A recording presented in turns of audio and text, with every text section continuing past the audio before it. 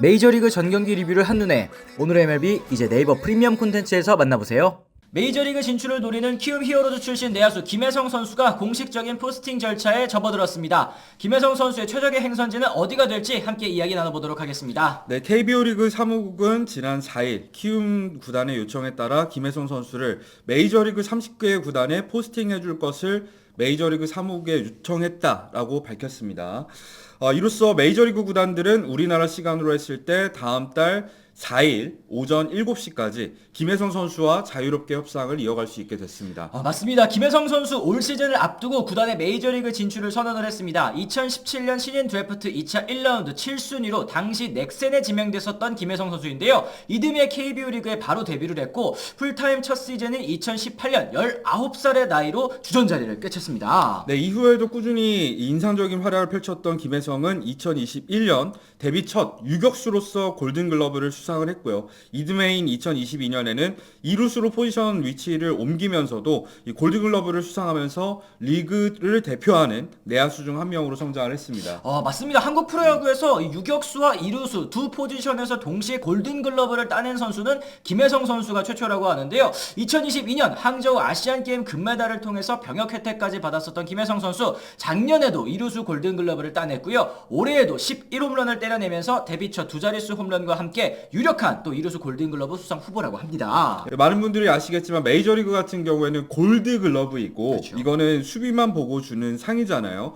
그것과는 다르게 KBO 리그의 골든글러브는 사실상 해당 포지션에서 한 시즌 최고의 활약을 펼친 선수에게 주어지는 상입니다. 간단히 말해서 타격 성적까지도 반영을 한다는 거죠. 그렇습니다. 이제 그랬을 때 2021년부터 올해까지 최근 4년 동안 한국 프로야구에서 가장 뛰어난 센터라인 내야수 중 하나가 바로 김혜성 선수였다는 뜻이고, 그렇기 때문에 또 이렇게 메이저리그의 문을 두드려보는 거 아니겠습니까? 그렇죠. 김혜성 선수 같은 경우에는 통산 8시즌 동안 953경기에 나서서 타율은 3할 4리, 37홈런에 386타점, 211도루, OPS 0.767을 기록을 했습니다. 앞서 포스팅을 통해서 메이저리그에 도전을 했었던 강정호, 박병호, 김하성, 이정우에 비해서 확실히 표면적인 성적은 뒤떨어지는 게 사실이죠. 맞습니다. 하지만 내년 26살 아직 젊은 나이와 함께 지난 4시즌 동안 성적이 꾸준히 또 우상향을 그렸다라는 점, 그리고 유격수와 이루수는 물론이고 3루 포지션 경험도 있습니다. 코너 외야도 경험이 있다라는 점, 여기에 통산 211도로 아까 말씀해 주시지 않으셨습니까? 성공률도 85%를 넘을 정도로 확실한 기동력을 갖추고 있다는 점은 그래도 김혜성 선수의 장점이라고 볼 수 있을 것 같아요. 그렇죠. 이제 앞서서 김혜성 선수의 포스팅 소식을 전한 현지 매체 MLB 트레이드 루머스는 김혜성은 김하성보다 공격력이 낮지만 젊음과 운동 능력은 유리하게 작용할 것이다. 또한 김혜성은 강력한 수비수로서 여러 포지션에 배치될 수 있다라고 평가를 했습니다. 자, 그렇다면 이제 김혜성 선수에게 관심이 있다고 알려진 팀들 가운데 김혜성 선수에게 최적의 행선지 과연 어디가 될지에 대해서도 한번 이야기를 나눠보도록 하겠습니다. 가장 많이 얘기가 나오고 있고 또 김혜성 선수와 연결이 많이 되고 있는 팀, 바로 아메리칸 리그 서부지구의 시애틀인데요.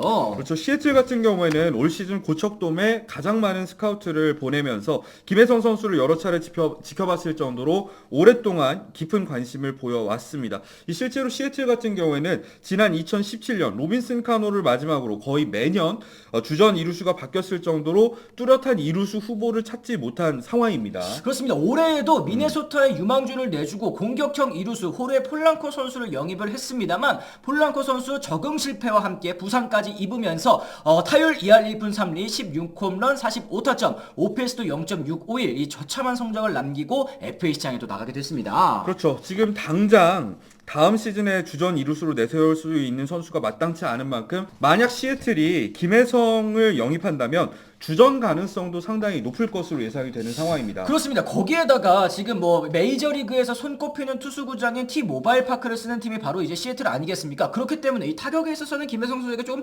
손해가 될 수도 있다라는 의견도 있긴 하더라고요. 그렇지만 이 T-모빌 파크 같은 경우에는 사실 홈런이 굉장히 나오기 힘들잖아요. 맞아요. 그런 상황에서 오히려 이 높은 타율과 속도와 낮은 삼진 비율 그리고 빠른 발이 장점인 김혜성 선수의 이런 스타일을 살릴 수 있는 환경이라는 분석도 있습니다. 그 밖에도 김하성 선수가 뛰었었던 샌디에고 역시도 김혜성 선수 영입에 뛰어들 수 있는 유력한 후보라고 할 수 있겠는데, 만약에 이 샌디에고가 김혜성을 영입하게 된다면 김하성 선수가 FA로 빠진 자리를 김혜성 선수로 메우는 그림이 그려질 수가 있습니다. 김하성이 빠진 샌디에고의 내야에는 마차도, 보가치, 크로네너스 그리고 이제 아라에즈가 남기는 했는데요. 하지만 FA까지 한 시즌 남은 아라에즈 선수 올 겨울 샌디에고와 트레이드로 또 처분하고 싶어하는 대상이라고 하더라고요. 실제로 트레이드 명단에 올랐다는 기사가 여러 차례 보도가 된 바가 있는데, 만약에 아라에즈가 트레이드 될 경우에는 김혜성 선수를 영입했다고 했을 때 2루수로 기용을 하면서 이 크로네너스가 다시 1루로 이동하는 그림도 한번 그려볼 수가 있을 것 같습니다. 이미 김하성 선수의 성공 사례를 지켜본 샌디에고 입장에서는 한국 선수가 뛰기에도 최적의 환경일 것으로 보이고요. 재정난으로 FA 시장에서 큰 돈을 쓸 수 없는 샌디에고, 앞서서도 비교적 저렴한 금액에 영입할 수 있는 아시아 시장에 잠재력 있는 선수들을 여러 데려왔었던 거 다들 기억하실 것 같습니다. 그렇죠. 주전이 아니더라도 뎁스가 얕은 이 샌디에고는 언제라도 김혜성 선수가 기회를 받을 수 있는 환경이고요. 김하성 선수도 그랬듯이 첫 시즌 백업으로 시작을 한다고 하더라도 활약 여부에 따라서는 주전까지 올라설 가능성도 분명히 있어 보입니다. 그렇습니다. 이제 김하성 선수 영입에 가까워진 것으로 보이는 샌프란시스코 역시 잠재적으로도 김혜성 선수 행성지가 될 수도 있어 보이는데요. 만약 그렇게 된다면 이정우, 김하성, 김혜성 선수까지 3명의 한국이 또 한 팀에서 뛰는 그런 그림이 나올 수도 있겠어요. 그렇죠. 확실히 이 김하성 선수와의 계약이 유력하다는 소식이 샌프란시스코 쪽에서 계속해서 들리고 있습니다만, 이 센터라인의 뎁스가 허약한 거는 분명한 사실로 보입니다.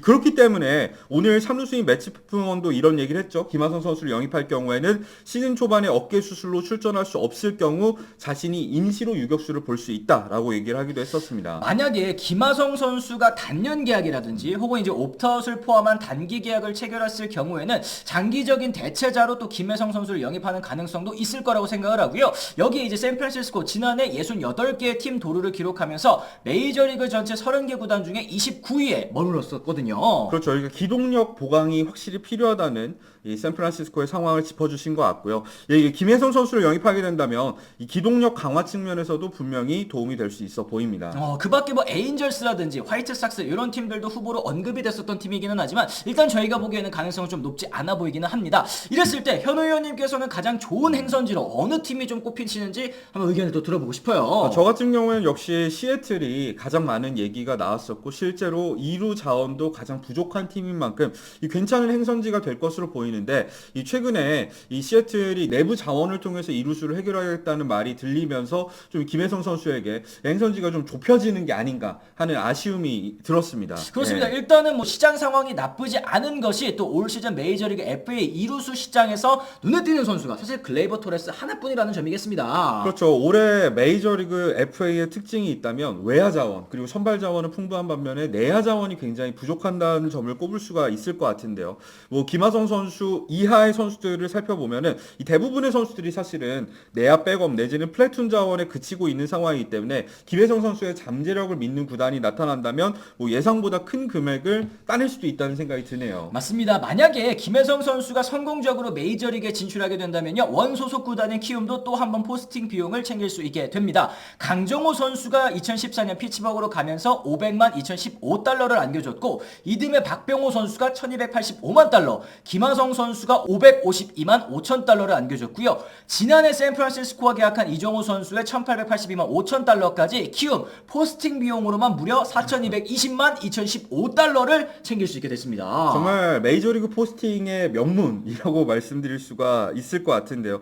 현재 환율을 기준으로 했을 때는 이 돈이 거의 600억에 해당하는 금액이거든요. 이번에도 이 MLB 포스팅에 키움 선수가 성공할 수 있을지도 지켜봐야 될 것 같습니다. 맞습니다. 과연 김혜성 선수 어떤 팀과 그리고 어떤 계약 조건으로 메이저리그 무대를 밟을 것 같은지 여러분들의 의견도 궁금합니다. 댓글을 통해서 달아주시면 더 좋을 것 같고요. 오늘 저희 영상 유익하다고 느끼셨다면 구독과 좋아요, 알림 설정까지 꼭 부탁을 드리도록 하겠습니다. 저희는 또 다른 소식과 함께 다시 돌아오도록 하겠습니다. 지금까지 시청해주신 분들 모두 감사합니다. 고맙습니다. I'm ready to go. I'm ready to go.